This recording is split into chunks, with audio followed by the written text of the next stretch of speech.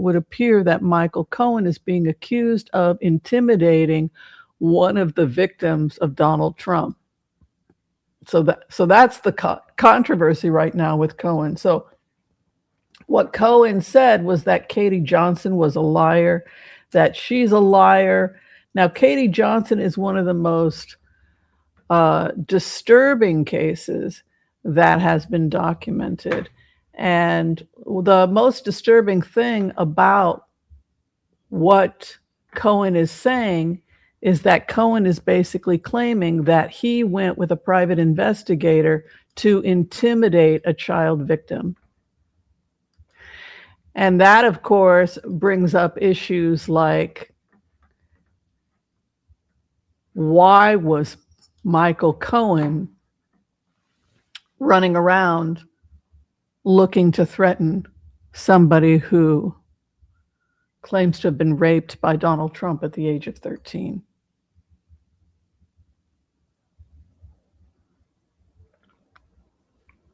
And the answer appears to be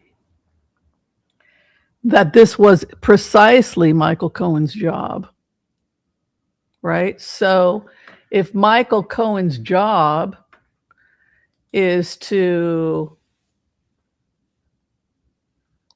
go hunting for these victims, I think hunting is one of the words he might have used, looking for her, we're going to get you, and I got a private investigator, and we're coming for you. And then I go looking for her with this private investigator, and the address she gives is a parking lot, so this must be fake.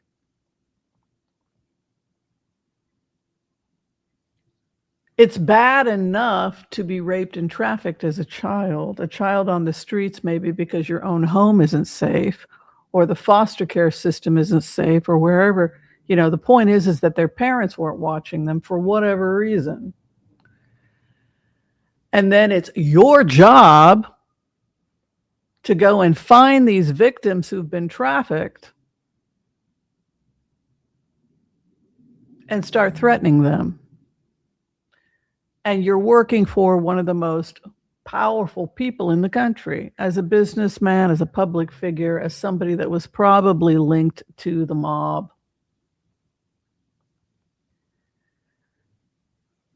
And so when victims advocates and trauma experts analyze Katie Johnson's mannerisms,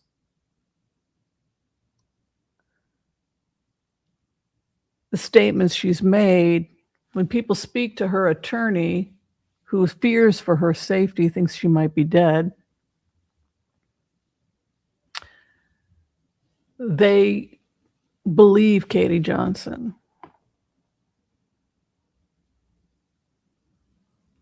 That her behavior, her physical discomfort,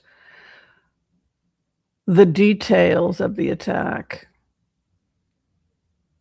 are classic for somebody who's been essayed in the way that she has. So that brings us back to the conversation about Michael Cohen. Who is Michael Cohen? Is this somebody who genuinely feels bad about his involvement with Donald Trump? Or is he somebody who is simply using the left to improve his own reputation and really doesn't care about anybody? So what he has said to reporters is that he didn't know anything about Epstein. He didn't know anything about sexual abuse allegations. Your job was to be Donald Trump's fixer. So how is it possible that you don't know anything about this when it's precisely your job to know about these things and to fix these things and to pay for them to go away? So that is the conversation. It's the fall of Michael Cohen, that he enriched himself, that he did what he had to do to protect his own reputation, wrote books, got with Midas Touch, made money, but really whitewashed his own involvement in the Epstein cover-up. He wrote an article a couple of days ago, was published, where he accused the left Alvin Bragg's and Letitia James of pressuring him to testify against Trump in exchange for immunity or a lesser sentence. That is very common, that people will strike a deal, defendant one, defendant two, that they will cut a deal. But to an outsider, it looks as if he is turning on the left and going back, squealing, like the pig with the tail between its legs, right?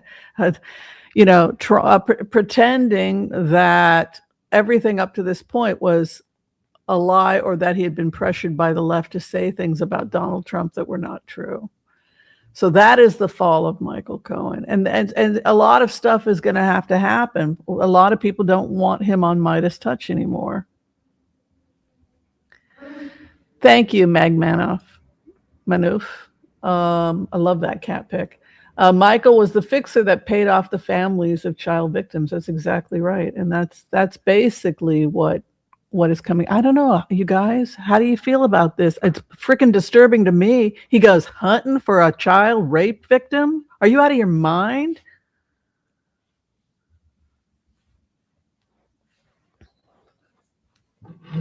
So that's bad. That's real bad. There's no coming back. I'm done. That's me personally. I mean, I can't tell y'all what to do, but I believe Katie Johnson. That's all I'm saying. So, birds of a feather, right? And this is what Epstein said: an apology is never an apology. An apology is always a means to an end. I'm upset because I really hoped that, I did remote views on Michael Cohen prior to his confession. And according to Lev Parnes, he's a creep. So I don't know. But look at what Lev Parnes did. Lev Parnes, though, is doing real things. He's raising money for Ukraine to try and keep Ukrainians from freezing to death in the winter. He's from Ukraine, and he's very, very actively a part of that. That's one of the points that Lev Parnes made, was that I'm out here trying to help more than just myself. I'm here trying to keep people from freezing to death. I'm trying to get food to senior citizens in Ukraine that are getting bombed. Seniors are freezing to death in the Ukraine right now. And his point was that all Michael Cohen has done is enriched Michael Cohen. That all he does is write books and sell, hey, join my podcast. And so he's made money off of his apology tour. And that is the point of Lev Parnes. That his apology was only a means to an end, because it was profitable to do so. But I just don't know if I want to give money or support the channel of somebody that's hunting down these horrible people who've committed the crime of going to the police after they've been raped. That's not.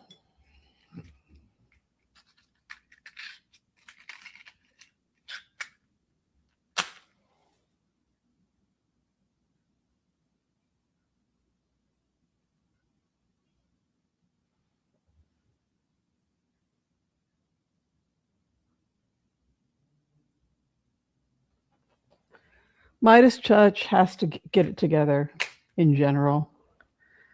They're just factually wrong a lot of the time, and it doesn't help the left. It doesn't help us in the movement. I'm telling you, as a lefty. We can't just produce propaganda for propaganda's sake. We got to be careful about, otherwise they're going to screw us over in the midterms. So if this guy turns out, don't be loyal to somebody who terrorizes children. Dump him. That would be my advice to Midas Touch.